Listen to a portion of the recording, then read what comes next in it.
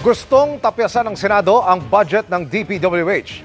Payag din ang Senado na buksan ang bicameral conference sa sinumang interesadong dumalo at i-livestream ito. Nakatutok si Maki Pulido.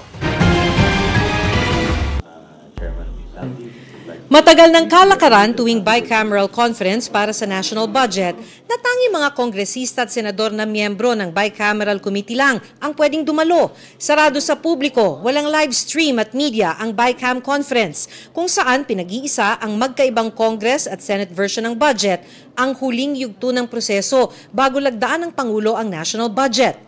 Lumabas din sa mga pagdinig ng Kamara at Senado na ang puntong ito ang isa sa mga pagkakataon kung kailan pwedeng magsingit ng pondo para sa mga flood control project.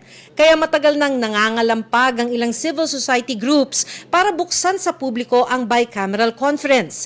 Payag ang Senado na i-live stream ito ayon kay Senate President Tito Soto at buksan sa kahit sinong interesadong dumalo. May nakahain namang resolusyon sa Kongreso na payagan ang pag-live stream ng bicam.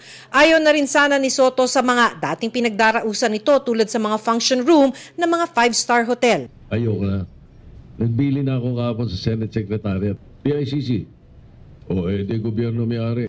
Dagdag ni Soto, sa bicam na rin posibleng pagtalunan ng Senado at Kongreso ang unprogrammed appropriations at budget ng DPWH. Gusto ng Senado na tanggalin sa unprogrammed appropriation ang mga ayuda program at isailalim sa mismong departamentong namimigay nito, halimbawa DSWD.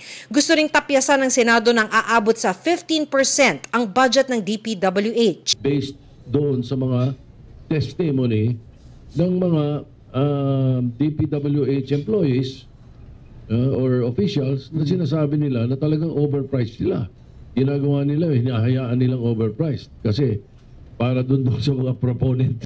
Para sa People's Budget Coalition, dapat wala ni isang unprogrammed appropriation. Sa halip, gawin na lang mga line items sa ilalim ng mga departamento ang mga nakalista dyan para may transparency at madaling mamonitor. Sang-ayon din ang koalisyon sa pagtanggal ng mga ayuda program sa unprogrammed appropriation dahil nagagamit ito ng mga politiko. And then the patron is the politician. Nagka-create siya ng dependency because nagbibigay siya ng ayuda in exchange for the vote. And kaya marami tayong naririnig na binibigay lang naman yung ayuda kapag malapit yung eleksyon o kaya may kapalit po ito. Sa November 10 naman, inaasahang babalik na si Senator Ping Lacson bilang chairperson ng Senate Blue Ribbon Committee. Dati nang sinabi ni Lacson na kung bumalik siya ay baka matanggal bilang Senate President si Soto.